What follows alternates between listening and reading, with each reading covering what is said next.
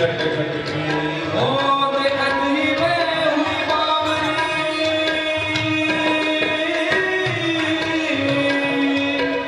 देखत ही में हुई बावरी उसी रूप में गोरी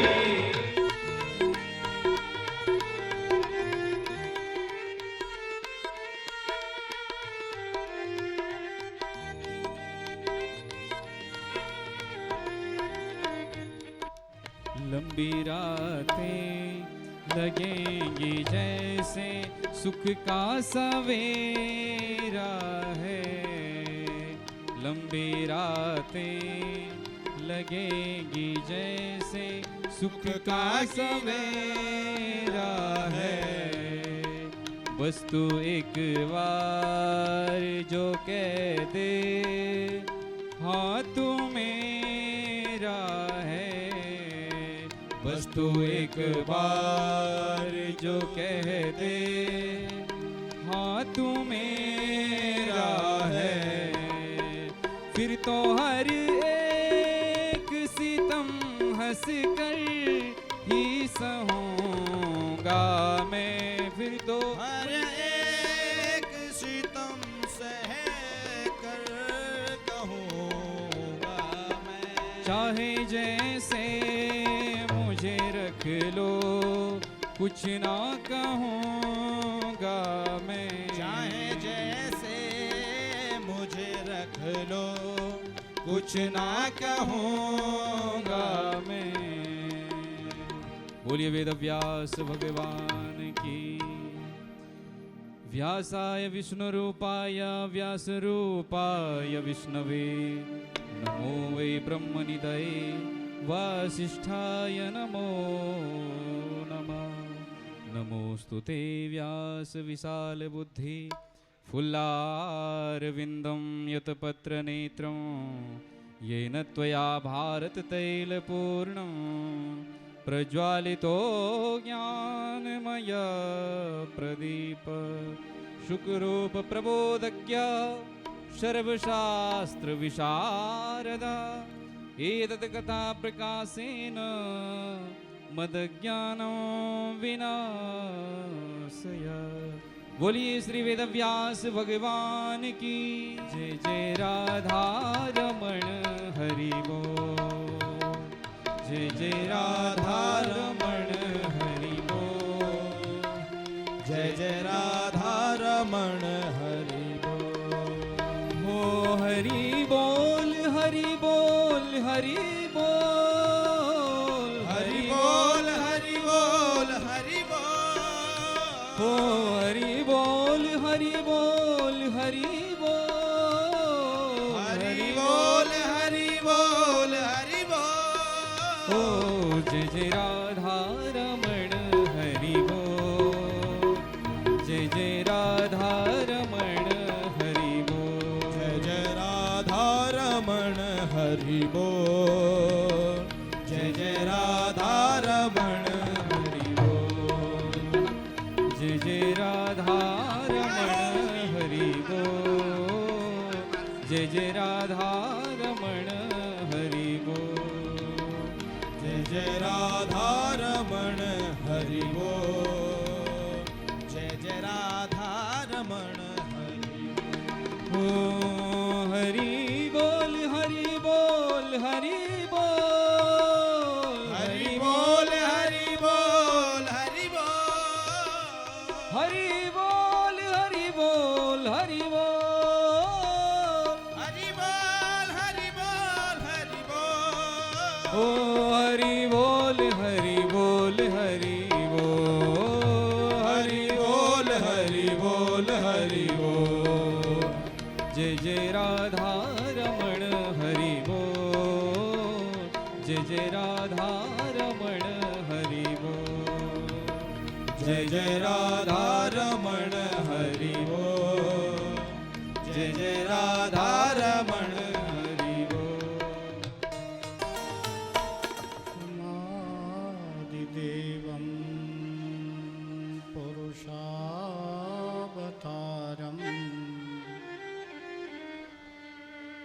तमालवर्णः सुहितावतारम्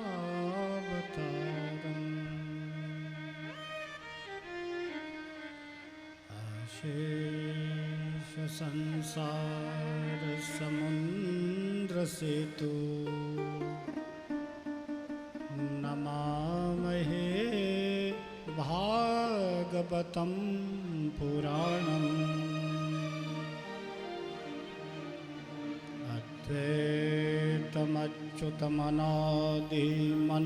अद्वैतमच्युतमनादिमनन्तरूपम् आद्यपुराणपुरुषं नवयौवनं च वेदेषु दुर्लभ मधुर्लभ मात्मभक्तो गोविन्दमादिपुरुषं त्वं भजामि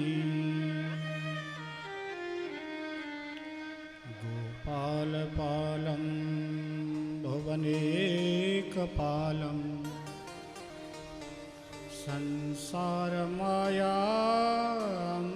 संसारमायामतिमोहजालं यशो विशालं शिशुपालकालं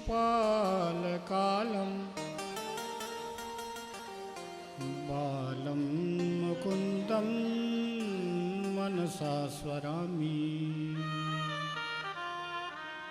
बालं मुकुन्दं शिरसा नमामि ॐ गं गणपतये नमः ॐ हं हनुमते नमः ॐ ह्रीं भुवनेश्वर्यै नमः भगवती गंगादेव्यै नमः श्री कृष्ण गोविंद हरे मुरारी हे नाथ नारायण वासुदेवा श्री कृष्ण गोविंद हरे मुरारी हे नाथ नारायण वासुदेवा श्री कृष्ण गोविंद हरे मुरारी हे नाथ नारायण वासुदेवा श्री कृष्ण गोविंद हरे मुरारी हे नाथ नारायण वासुदेवा हे नाथ नारायण वासुदेवा हे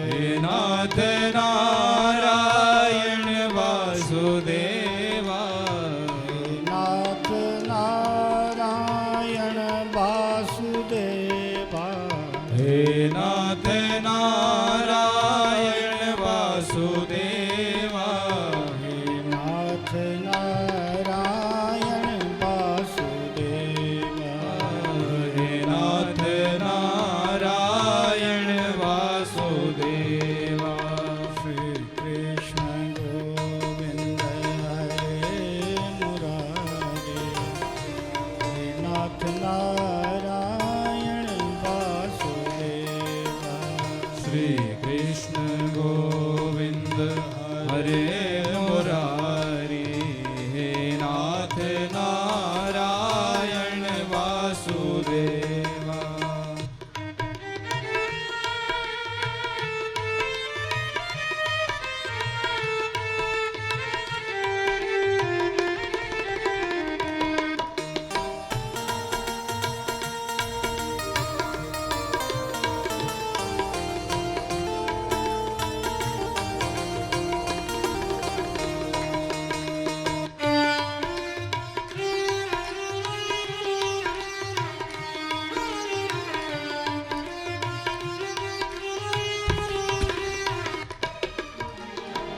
तुमक स्वामी सखा हमारे तुमक स्वामी सखा हमारे तुमक सखा हमारे। हित मात स्वामी सखा हमारे। हे नाथ नारायण वासुदेवा। हे नाथ नारायण वासुदेवा। श्री कृष्ण गोविंद हरे मुरारी। हे नाथ नारायण वासुदेवा। श्री कृष्ण गोविंद हरे मुरारी। हे नाथ नारायण वासुदेवा।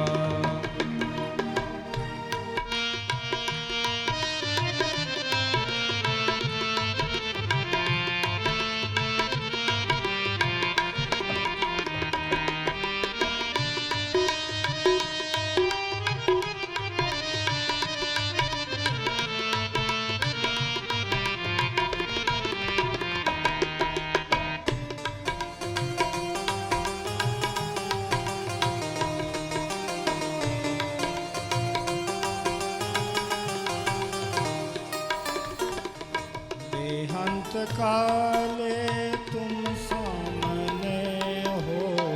देहांत काले तुम सामने हो। मुरली बजाते मन को लुभाते। मुरली बजाते मन को लुभाते।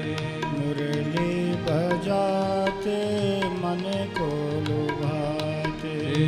मुरली बजाते मन को लुभाते। ये गीत गाते मैं तन नाथ त्यागूं। ये गीत गाते मैं तन नाथ त्यागूं। हे नाथ नारायण वासुदेवा। हे नाथ नारायण वासुदेवा। श्री कृष्ण गोविंद हरे मुरारी। हे नाथ नारायण वासुदेवा। श्री कृष्ण गोविंद हरे मुरारी। हे नाथ नारायण वासुदेवा। श्री कृष्ण गोविंद हरे मुरारी। राधे। हे नाथ नारायण वासुदेवा। श्री कृष्ण गोविंद हरे मुरारी। हे नाथ नारायण वासुदेवा। हे नाथ नारायण वासुदेवा। हे नाथ नारायण वासुदेवा। हे नाथ नारायण वासुदेवा। हे नाथ नारायण वासुदेवा। हे नाथ नारायण वासुदेवा। हे नाथ नारायण वासुदेवा। हे नाथ नारायण वासुदेवा। परम मंगलमय परात्पर अखिलेश्वर अकारण करुणा वरुणालय भक्त वांछा कल्पतरु पीताम्बरधारी बालकृष्ण लाल की भांगमयी प्रतिमूर्ति श्रीमद्भागवत महापुराण। देवाधिदेव कैलाशाधिपति भगवान महादेव मणिद्वीप निवासिनी पराशक्ति भगवती माँ जगदम्बा वात्सल्यमयी श्रद्धामयी शक्ति स्वरूपा समस्त माताएं, स्नेह प्रदा समस्त बहनें और सभी भगवत भक्त श्रीमद्भागवत कथा के आयोजक कर्ता हम और आप प्रतिनिधि के रूप में श्रीमंता वभंता सम्माननीय आदरणीय च महोदय मनोज अग्रवाल सपरिवार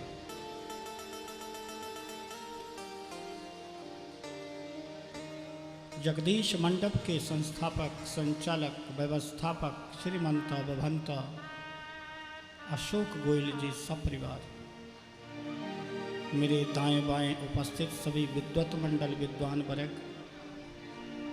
और मेरठ क्षेत्र की दिव्य अति दिव्य समस्त देवी शक्तियाँ, मैं पुरुषोत्तम आप सभी को प्रणाम करता हूँ। आइए हम सभी मिलकर आज चतुर्थ दिवस की कथा का रसपान करते हैं।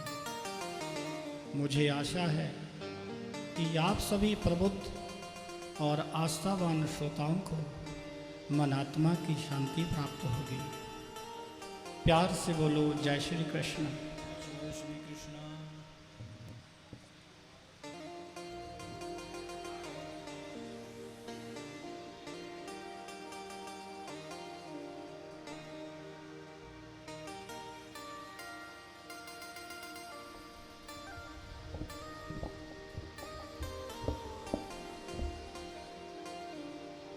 श्री वृंदावन बिहारी लाल की जय।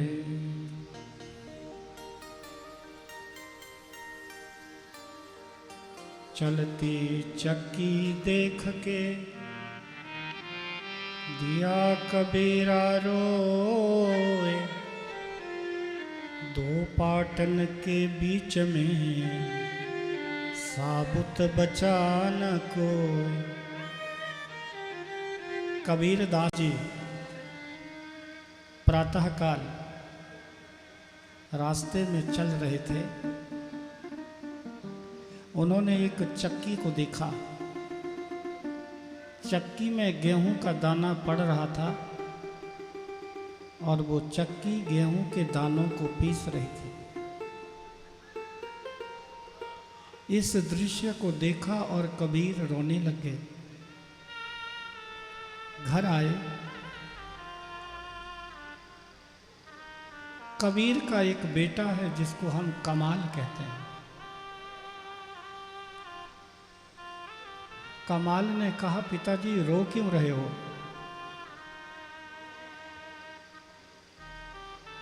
बस आप यहीं से आज की कथा का मांगलिक शुभारंभ कर रहा हूं। बस ध्यान से बैठ जाना और बात कोई नहीं करेगा। कमाल ने कहा, पिताजी क्यों रो रहे हो? तब कबीर ने बेटे से कहा, बेटा मैंने चक्की को आज देखा, उसमें गेहूं के दाने पड़ रहे हैं। सारे दाने पीस करके आटा बाहर निकल रहा है। ऐसे ही संसार रूपी एक पाठ और माया रूपी दूसरा पाठ, और ये जो मनुष्य है ये इसमें पीसे जा रहा है। बेटा मेरा ये भाव है। तब देखो कमाल ने कमाल की बात कह दी, पिताजी चलती चक्की चलने दे, चलती चक्की चलने दे, पिस पिस आटा होए, की लपाटी से जो मिला उसे न पीसे कोई।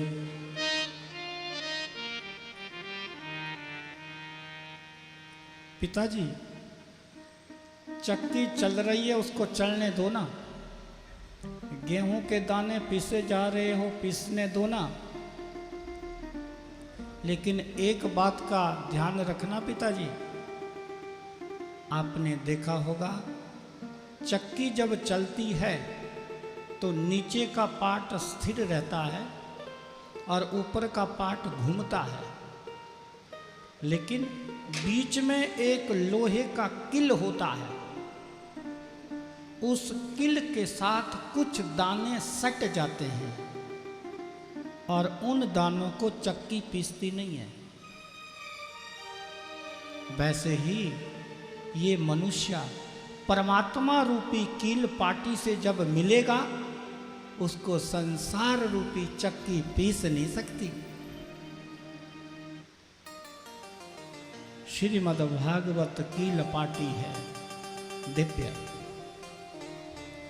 भागवत रूपी कील पाटी से जो मन से जुड़ा उसे माया पीस नहीं सकती।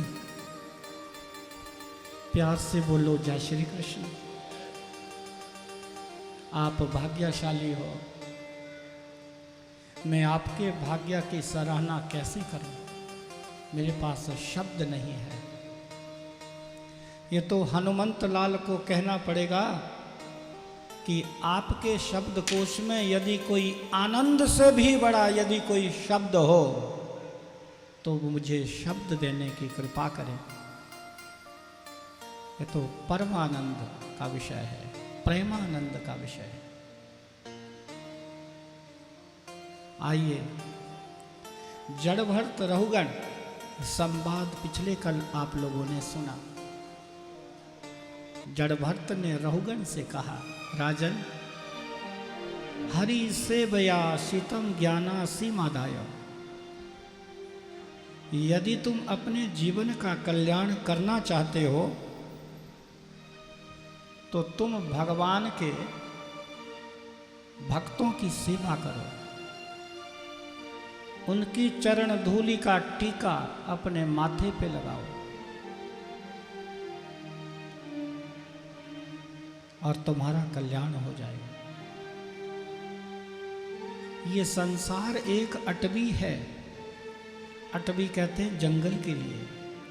ज्ञानी थके रे गुमानी आहा, पल में न लुट जाए लाखों का डेरा, पग भरा हो न जाए अंधेरा। इस संसार में आकर के बड़े बड़े ज्ञानी लुट गए। विश्वामित्र जी महाराज ने 60,000 वर्ष तक तप किया। मैन का नाम की अप्सरा का घुंघरू जब बजा, बाबा फिसल गए।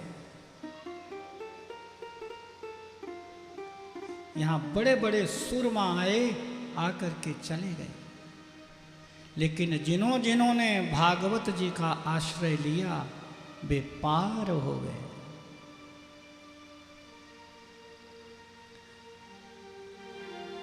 सुखदेव कहते हैं, परीक्षित, हमारी जो ये भूमि है, ये जो धरती है, ये सप्त द्वीपवती पृथ्वी है।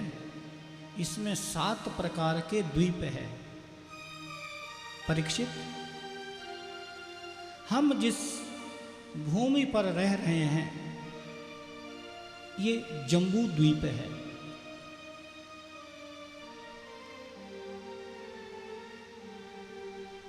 और भारतवर्ष है। तत्रापि भारतवर्ष मेव कर्म क्षेत्र है। ये भारतवर्ष कर्म क्षेत्र है। हे राजन, इस भूमि की ये दिव्य विशेषता है कि यहाँ कोई सत्कर्म करता है, कोई पुण्य कर्म करता है, उसका फल उसको संकल्प मात्र से प्राप्त होता है। लेकिन यदि कोई पाप कर्म करता है उसका फल उसको मरने के बाद प्राप्त होता है और नरकों की यातनाओं का भोग करता है। यहां राजा परीक्षित ने सुखदेव जी से कहा कि हे परम योगेश्वर, हे महामुनि, मैंने ये सुना है कि कोई पाप करता है मनुष्य, वो नरक में जाता है और उसे वहां अनेक यातनाएं प्राप्त होती है। बोले, हाँ परीक्षित,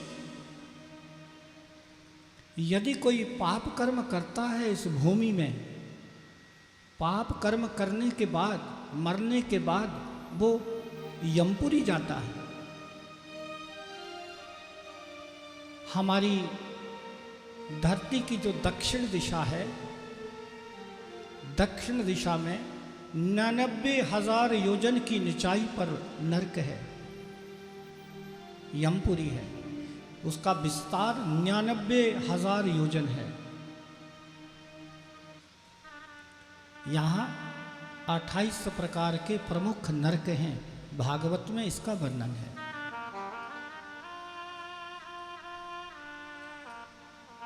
सत्ता कथा है, इसलिए मैं थोड़ा सा स्पर्श कर रहा हूं।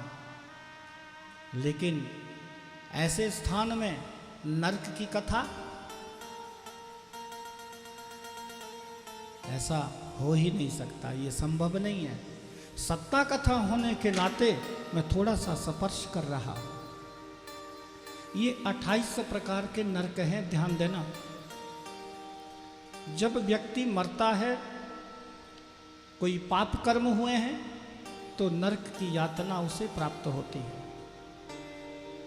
उस नरक को हम कहते हैं तामिश्र, अंध तामिश्र, रौरव, महारौरव, असिपत्रवन, कालसूत्र, अभिचिमान, संतप्त, प्राणरोध, शुक्रमुख, कुंभीपाक, ऐसे ऐसे 28 प्रकार के नरकों का वर्णन भागवत में हुआ।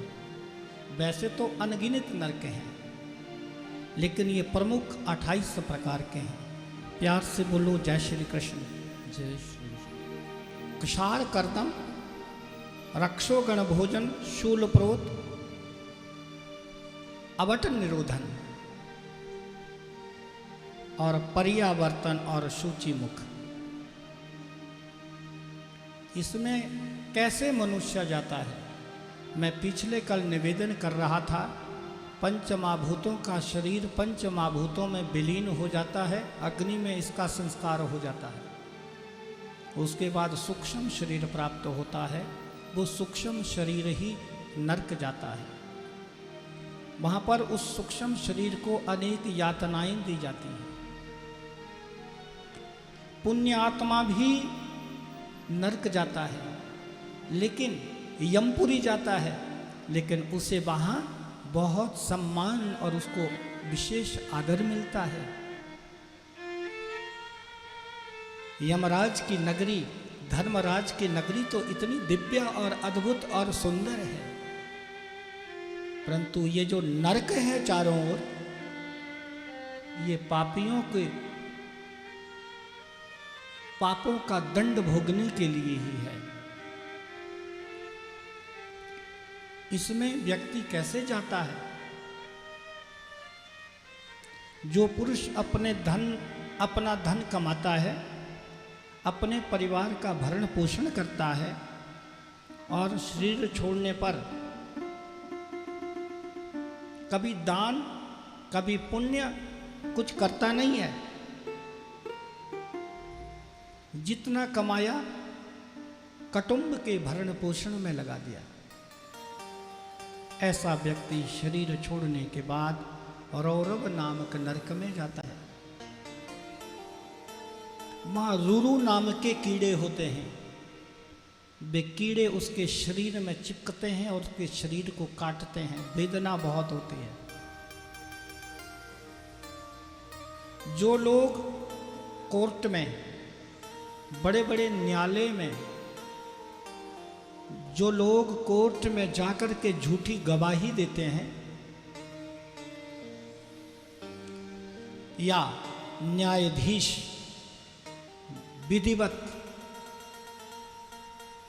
सत्य निर्णय नहीं करता, ऐसे लोग शुक्रमुख नरक में डाले जाते हैं।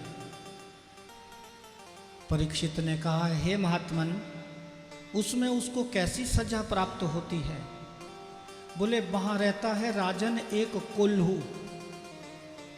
उस कोल्हू में उस व्यक्ति को डाल दिया जाता है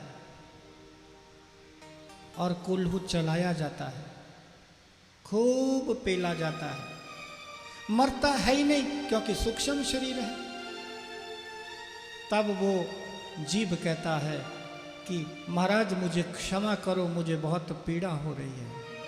तब यमराज के यमदूत कहते हैं, अच्छा, जब उस निर्दोष को आपने निर्णय संतोषजनक नहीं दिया, उसको केस में उल्टा फंसा दिया और घूस लेकर के धन कमाया, उस समय उस व्यक्ति को कितनी पीड़ा होती है।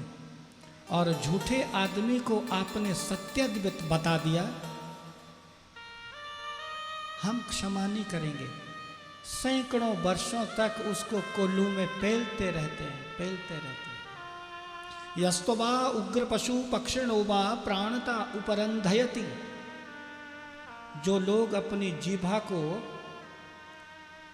जीभा के स्वाद के लिए जो मुर्गा पक्षी किसी भी जीव का मांस खा करके तृप्त रहते हैं, ऐसे व्यक्ति को कुंभी पाक नरक में डाला जाता है।